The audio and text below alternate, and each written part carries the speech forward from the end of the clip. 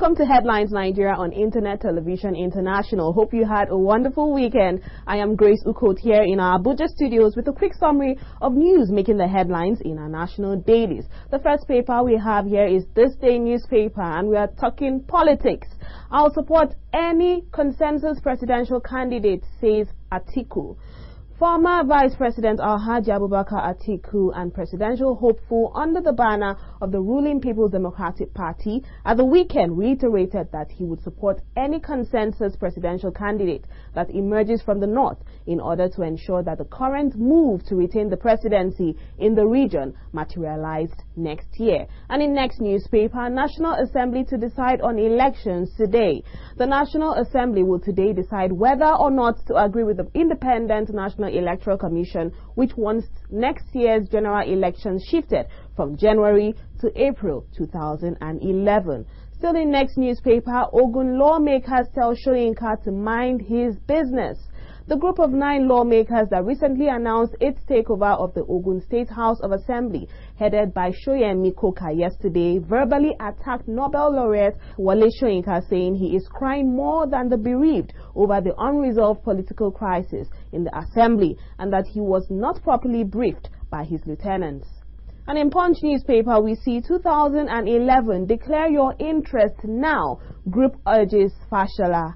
A group, Fashola Mania Independent Support Movement, has called on the Lagos State Governor Babatunde Fashola to declare his intention to contest the 2011 governorship election now. I will run a clean campaign, Saraki, that's in Leadership newspaper. Kwara State Governor Bukola Saraki and People's Democratic Party presidential aspirant has indicated his determination to run issues-driven, development-focused, people-oriented campaign. Other political stories, Nigerian Compass carries the headline 2011, the contenders, pretenders, and jokers. And in this day newspaper, we see finally Southeast governors endorse Jonathan. And in next newspaper, Jonathan asks UN to combat small arms proliferation. The dumping of small arms and lightweight weapons in Africa by Western countries is retarding socio-economic and political development of the continent by fueling conflict. Goodluck Jonathan told dignitaries at the just concluded United Nations General Assembly in New York.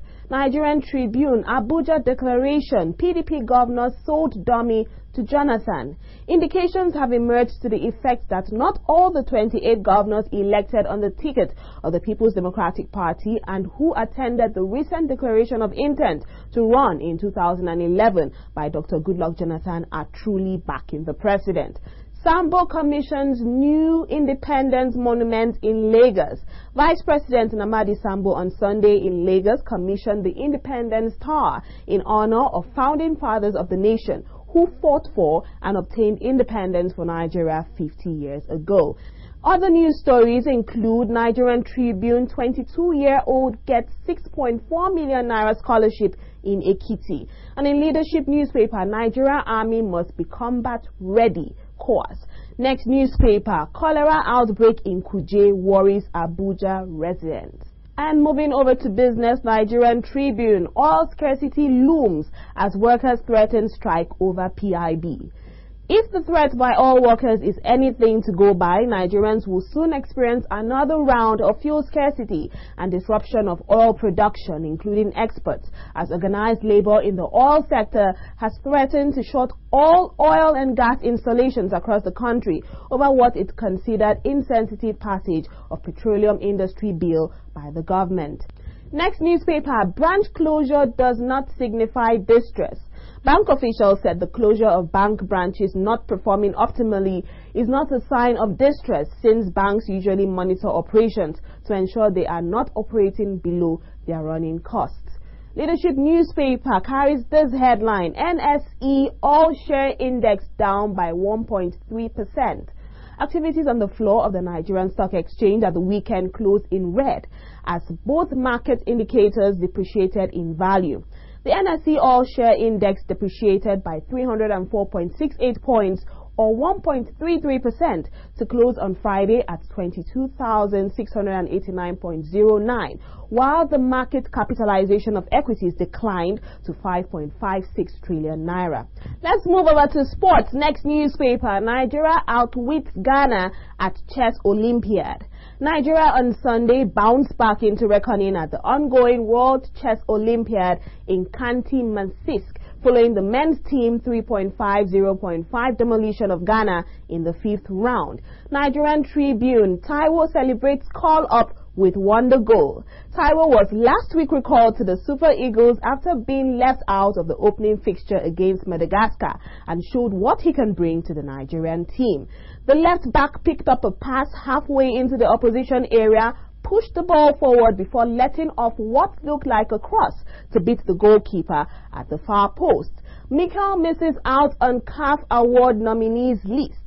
Mikel Obi, who helped Chelsea regain the English Premier League crown last season, has failed to make a 17-man list of nominees for the 2010 CAF Player of the Year award. Delhi 2010 wrestling coach targets medals. That's also in Punch newspaper. Nigeria wrestling coach Daniel Igali is optimistic about the country's chances of winning medals at the Commonwealth Games scheduled to hold next month in Delhi, India. And with this story, we wrap up today's edition of the program. Thanks for logging on, and don't forget to log on tomorrow for yet another edition of the program. Thanks for joining us.